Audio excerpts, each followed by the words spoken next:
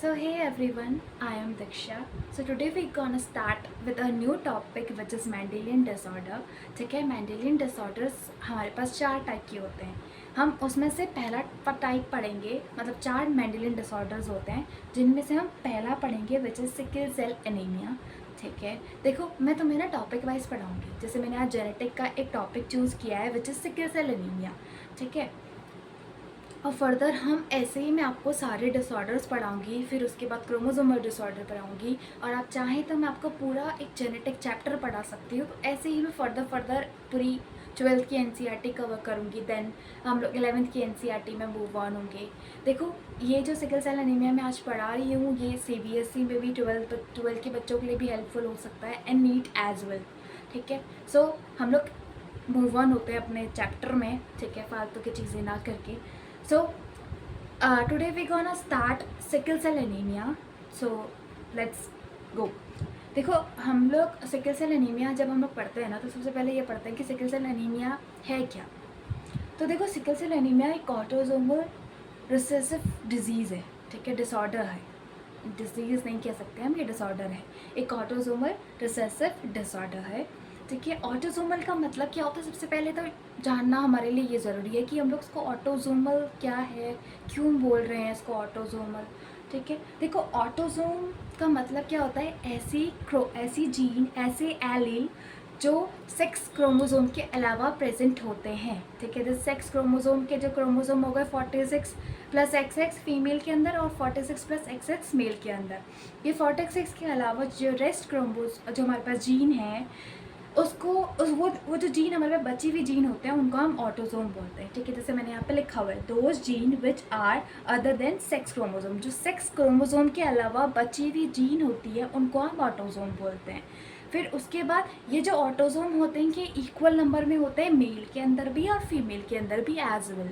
ठीक है, जैसे देखिए हम मैंने ये लिखा भी है सेंटेंस कि if they are other than sex chromosome so in male and female they are in equal number. ठीक है, उसके बाद हम लोग रिसेसिव की बात करते हैं. देखो मैं तुम्हें ऑटोसोम तो बता दिया, ऑटोसोम्स क्या होते हैं. अब हम लोग रिसेसिव की बात करते हैं. देखो ऐसे जीन जो दोनों पेरेंट्स से इनहेरिट होते हैं. ठीक है, जैसे मान लो कि अपन के पास 2 पेरेंट है, एक फादर एक मदर. वो दोनों ना सिकल सेल एनीमिया का कैरियर है.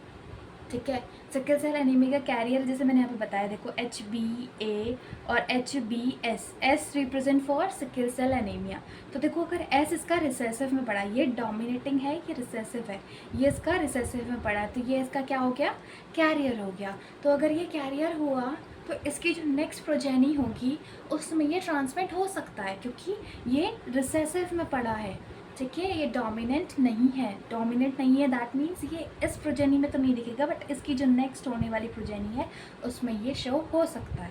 ठीक है, तो अगर हम लोग इसको ओवरऑल क्रोमोसोमल रिसेसिव मतलब जो हमारे पास ये वाला ऑटोसोमल रिसेसिव डिसऑर्डर है, इसको मैं अगर आपको एक सेंटेंस में बताऊँ तो when a child inherits one mutated copy of a gene from each parent. मतलब क्या होता है कि जैसे दोनों पेरेंट है, एक मेल है और एक फीमेल है, उन दोनों पेरेंट से उसने एक म्यूटेटेड कॉपी ले ली. जैसे मैंने तुम्हें यहाँ पे बताया था ना HbA और HbS, HbA और HbS, और इन दोनों से जब हमको क्रॉस करवाएंगे तो देखो HbA बनेगा.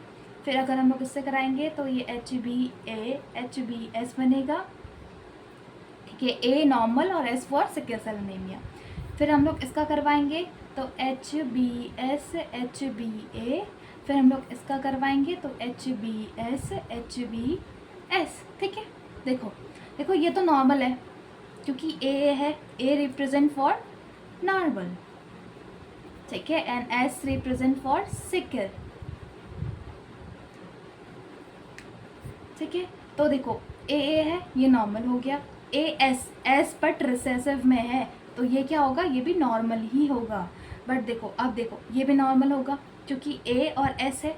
ठीक है, A वाला डोमिनेटिंग है और S वाला रिसेसिव है. ठीक है, तो ये भी क्या होगा, नॉर्मल होगा. ठीक है, नॉर्मल होगा मतलब ये इसका कैरियर होगा, मतलब नॉर्मल का मेरा कहने का मतलब है कि ये कैरियर होगा क्योंकि इसके पास एस जीन प्रेजेंट है, तो ये इसका कैरियर होगा। ये इसको होगी नहीं, बट ये इस डिजीज़ को लेके चल रहा है अपने अंदर, पर इसको कॉज नहीं करेगी। बट जैसे फॉर एग्जांपल ये वाला पर्सन है, बट इसको सिकल सेल एनीमिया होगा क्योंकि एच और एच इसके अंदर है, तो ये इसको सिकल सेल एनीमिया होगा क्योंकि दोनों जीन डोमिनेटिंग है। देखो यहाँ पे क्या था इस केस में, देखो इस केस में क्या था जो मैं तुम्हें ये बता रही थी ना, ये वाला, इस केस में क्या है कि ये वाली जीन डोमिनेंट हो जा रही है और ये वाली जीन रिसेसिव में पड़ जा रही है। तो अब इसके रिसेसिव होने की वजह से ये कैरियर होता है, ठीक है, ये कैरियर होता है, ठीक है, ये इस डिज़ीज़ का कैरियर है, ठीक है। इसको ये डिज़ीज़ नहीं होगी, बट इसकी जो नेक्स्ट प्रोजेनी होगी उसमें स्प्रेड हो जाएगी। जैसे मैं तुम्हें बताया था ना कि ये देखो ये वाला कैरियर का केस बताया, जिसकी नेक्स्ट प्रोजेनी हुई उसकी एक बच्चे को हुआ, ठीक है। तो मैं तभी तो मैं तुम्हें बोला कि ये स्प्रेड हो सकती है नेक्स्ट जनरेशन में, ठीक है। इतना ऑटोसोमल रिसेसिव का मतलब समझ आ गया। तो यही था, this is an autosomal recessive disorder, ठीक है। बट डेफिनेटली ये चीज़ याद रखना है कि ये ऑटोसोमल रिसेसिव डिसऑर्डर होता है क्योंकि आगे आगे जैसे हम लोग इसके मेंडेलियन डिसऑर्डर्स पढ़ते जाएंगे, मूव ऑन होते जाएंगे, तो हर एक का अलग अलग है। जैसे अपना जो आगे हम लोग पढ़ेंगे तो सेक्स डोमिनेंट हो जाता है, सेक्स रिसेसिव हो जाता है, ये चीज़ें आगे मूव ऑन होती रहेगी। तो बट ये याद रखना कि ये ऑटोसोमल रिसेसिव डिसऑर्डर होता है, सबसे पहली चीज़, ठीक है। मैंने तुम्हें बताया कि ये पेरेंट से it can be transmitted from parent to offspring, या उसके ऑफस्प्रिंग मतलब उसके बच्चे को, उसकी जो नेक्स्ट प्रोजेनी है, नेक्स्ट जनरेशन है, उसको ये स्प्रेड हो सकता है, ठीक है। देखो इसमें क्या होता है, मैं तुम्हें इसमें बताती हूँ इस चीज़ में होता क्या है। देखो जैसे हमारे पास जो हमारी आरबीसीज होती है ना, जो हमारे पास नॉर्मल हमारे आरबीसीज का शेप क्या होता है, ओवल शेप होता है, ठीक है। और उसका जो लाइफ स्पैन होता है वो 120 दिन का होता है, ठीक है, 120 दिन का होता है। बट अगर ऐसे बंदे, जिस बंदे को सिकल सेल एनीमिया है, उसकी इन जीन में म्यूटेशन हो जाता है जिसकी वजह से वो सिकल मतलब दराती, देखिए दराती, उसके जैसा शेप हो जाता है, सिकल शेप हो जाता है, ठीक है। और देखो ये जब ना आरबीसीज तुम्हारी सिकल शेप हो जाती है ना, तो उसका लाइफ स्पैन भी डिक्रीज़ हो जाता है, ठीक है। जैसे अपन की जो आरबीसीज नॉर्मल आरबीसीज होती हैं वो 120 दिन तक चलती हैं, बट जो सिकल आरबीसीज होती है वो 25 से 15 दिन, मतलब 15 से 25 दिन तक ही लास्ट कर पाती हैं, उससे ज़्यादा वो नहीं कर पाती हैं, ठीक है। इतना चीज़ समझ आ गया। सो फर्दर देखो मैंने अभी इस पेज में तुम्हें क्या क्या बताया था सिकल सेल एनीमिया के बारे में। सबसे पहला पॉइंट, ये ऑटोसोमल रिसेसिव डिसऑर्डर है, ठीक है। दूसरा पॉइंट, ये पेरेंट से प्रोजेनी को ट्रांसमिटेड हो रहा है, ठीक है। अगर पेरेंट कैरियर है तो उसकी प्रोजेनी को ये ट्रांसमिट होगा, ठीक है, या हो सकता है। देखो फिर अपन नेक्स्ट पढ़ते हैं, ठीक है। देखो अब जैसे हमारे पास जो इसमें क्या होता है ना, यूजुअली इसके जो हमारे पास जो म्यूटेशन होता है डीएनए, मतलब जैसे सिकल सेप कैसे बनता है आरबीसी का, हम लोग पहले वो पढ़ते हैं कि आरबीसी सिकल सेप की कैसे हो जाती है। देखो इसमें क्या होता है ना, म्यूटेशन होता है डीएनए में, तो डीएनए में जब म्यूटेशन होता है ना तो कुछ प्रोटीन रिलीज़ होती हैं, ठीक है, कुछ प्रोटीन रिलीज़ होती हैं, जो वो प्रोटीन होती है वो आरबीसी के शेप को सिकल लाइक कर देती हैं, ठीक है। आरबीसी का शेप उसमें सिकल जैसा हो जाता है, ठीक है। मैंने यहाँ पे भी ये लिखा है, जैसे नॉर्मल आरबीसी में जो हमारे पास नॉर्मल आरबीसी होती है, mutation in DNA, some protein are produce, these protein changes the shape of the RBCs and become sickle like, ठीक है, सिकल लाइक आरबीसीज वो बन जाती है, ठीक है।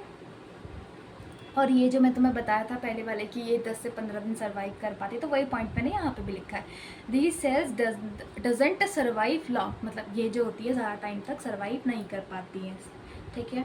So due to this the RBC deficiency occur and the count of RBC decreases and this is the cause of anaemia.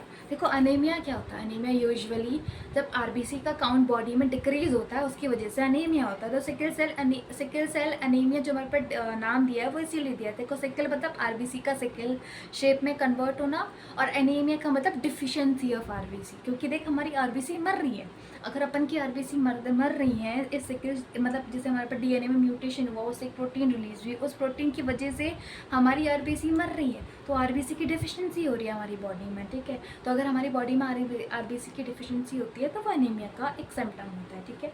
And it is also called blockage in blood vessels and due to their sickle cell. देखो हमारे पास जो blood vessels होती हैं, जैसे अपन की मान लो ये एक ब्लड वेसल है, ठीक है, ब्लड वेसल है। अब देखो नॉर्मल शेप का जो आरबीसी का साइज होता है वो तो इजीली इस ब्लड वेसल से पास हो जाता है, बट जो सिकल शेप होता है ना वो क्या होता है, इससे पास नहीं हो पाता, तो वहीं पे अटके रह जाता है। तो इसमें क्या होता है, ये यहाँ पे अटके रह जाएगा और सामने दूसरी वाली आरबीसी को आने नहीं देगा, तो यहाँ पे क्या होता है कि डेड हो जाता है, यहीं पे रह रह के ये यहाँ पे डेड हो जाता है, जिसकी वजह से, ठीक है। और जिसकी वजह से क्या होता है, हमारी आरबीसी का ब्लड वेसल में ब्लॉकेज हो जाता है, ठीक है, तो हमारी आरबीसी का काउंट डिक्रीज हो जाता है, ठीक है। देखो अब मैं इसका कॉज बताऊंगी कि इसका कॉज क्या है। Mutation in beta globin chain of haemoglobin. देखो हमारे पास जो हीमोग्लोबिन होता है ना, हीमोग्लोबिन क्या होता है, देखो यहाँ पे मैंने लिखा है, haemoglobin is a protein in a red blood cell that carries oxygen. मतलब हमारे पास जो आरबीसीज होती हैं, आरबीसीज के अंदर जो ऑक्सीजन कैरिंग जो एक कंपाउंड होता है जिसको हम बोलते हैं हीमोग्लोबिन, ठीक है। एक ऐसी प्रोटीन होती है, मतलब आरबीसी के अंदर एक ऐसी प्रोटीन होती है जो ऑक्सीजन कैरी करती है, विच इज़ हीमोग्लोबिन। देखो हमारे पास हीमोग्लोबिन की ना चार उसमें होता है, जैसे हमारे पास 4 चेन होती हैं, जैसे अल्फ़ा, देखो 2 अल्फ़ा की होती है ऊपर वाले पे, 2 बीटा की नीचे होती है, सॉरी एक अल्फ़ा, एक बीटा। तो इन चारों से मिलकर एक हीमोग्लोबिन का मॉलिक्यूल बनता है, ठीक है। तो देखो म्यूटेशन, देख सिकल सेल एनीमिया में कहाँ पे म्यूटेशन होता है, देखो ये वाली बीटा चेन में म्यूटेशन हो जाता है, इस चेन में सिकल सेल एनीमिया में क्या हो जाता है, म्यूटेशन हो जाता है, ठीक है। इस पेज में मैंने तुम्हें क्या समझाया, वही चीज़ जो मैं तुम्हें पीछे बताई थी कि कुछ टाइम तक ही आरबीसी सर्वाइव कर पाती हैं अगर वो सिकल सेप हो जाती हैं, ठीक है, क्योंकि हमारा जो डीएनए होता है वो एक ऐसी प्रोटीन रिलीज़ करता है, ठीक है, मतलब डीएनए में म्यूटेशन होने की वजह से एक ऐसी प्रोटीन रिलीज़ होती है जो आरबीसी के साइज़, मतलब आरबीसी का साइज़ शेप जो होता है, साइज़ नहीं शेप जो होता है वो चेंज कर देती है, और उसको शेप चेंज होने की वजह से वो सिकल जैसा हो जाता है, ठीक है। और अगर आरबीसी का शेप सिकल जैसा हो गया तो उसमें ऑक्सीजन की, मतलब हम लोग डिफिशिएंसी हो जाती है, इसकी वजह से क्या होता है, उसमें ऑक्सीजन काउंट डिक्रीज होता है, तो आरबीसी ज़्यादा टाइम तक सर्वाइव नहीं कर पाती हैं, 10 से 15 दिन तक भी वो सर्वाइव कर पाती हैं, ठीक है। और मैंने फर्स्ट पॉइंट तो मैंने तुम्हें ये बताया। दूसरा मैंने ये बताया कि म्यूटेशन कहाँ किस में होता है, तो म्यूटेशन ये किस में कॉज करता है, तो आरबीसी में जो हीमोग्लोबिन होता है, ठीक है, हीमोग्लोबिन जो एक ऐसी प्रोटीन जो ऑक्सीजन कैरी करती है आरबीसी में, तो उसमें क्या कर देता है, ये म्यूटेशन कर देता है, उसकी बीटा ग्लोबिन चेन में वो क्या कर देता है, म्यूटेशन कर देता है, और बीटा ग्लोबिन चेन की म्यूटेशन की वजह से जो आरबीसी का शेप होता है वो सिकल जैसा हो जाता है, ठीक है। इतना समझ आया इस पेज में। सो मूव ऑन करते हैं हम लोग नेक्स्ट पेज में, ठीक है। देखो इसमें क्या है, in sickle cell anaemia mutation occur in beta chain of haemoglobin, ठीक है। देखो इतना तक तो ठीक है, हमें इतना तो समझ आया कि वो बीटा चेन में म्यूटेशन कर देता है। अब इसका एक और पॉइंट है कि ये ना पॉइंट म्यूटेशन भी करता है। पॉइंट म्यूटेशन क्या होता है, एक ऐसा जेनेटिक म्यूटेशन होता है जो सिंगल न्यूक्लियोटाइड, जैसे हमारे पास न्यूक्लियोटाइड क्या होता है, जैसे एडेनिन, देखो एक चीज़ बता दूँ कि adenine always bind with thymine and guanine always bind with cytosine. जब एडेनिन थाइमिन के साथ बाइंड होता था उसमें 2 बॉन्ड के साथ बाइंड होता है, और ग्वानिन जब बाइंड होता है 2 हाइड्रोजन बॉन्ड के साथ आपस में 3 हाइड्रोजन बॉन्ड के साथ अटैच होता है ग्वानिन, और थाइमिन जो होता है एडेनिन के साथ 2 हाइड्रोजन बॉन्ड के थ्रू उसमें बाइंड होता है। तो ये हमारे पास क्या हो गया, न्यूक्लियोटाइड बेसेस हो गए हमारे पास ये। तो इस पूरे बेस में वो म्यूटेशन कर देगा, जैसे फॉर एग्जाम्पल सिंगल लोकेशन में इसमें कोई जीन ऐड कर देगा या कोई जीन डिलीट कर देगा। फॉर एग्जांपल अगर मतलब मान लो कि CG है, अगर इसमें इसने नई जीन ऐड कर दी, ठीक है, तो कोई भी जीन यहाँ पे ऐड कर देगा XYZ, और जब डिलीट कर दी तो मान लो ये जीन यहाँ से गायब कर दी तो खाली C रह गया, तो ये म्यूटेशन हो गया। म्यूटेशन का पॉइंट म्यूटेशन का मतलब होता है एक सिंगल न्यूक्लियोटाइड बेस में चेंज हो जाना, ठीक है, DNA और RNA के, उसको हम बोलते हैं पॉइंट म्यूटेशन। तो सिकल सेल एनीमिया में पॉइंट म्यूटेशन भी होता है, ठीक है। अब उसके बाद देखो मैंने तुम्हें अब बताती हूँ कि यहाँ पे कैसे, मतलब जो हमारे पास चेंज होती हैं उनमें क्या होता है। जैसे हमारे पास जो नॉर्मल हमारे पास हीमोग्लोबिन ए जो हो गया, A represents for normal and S represent for sickle, ठीक है।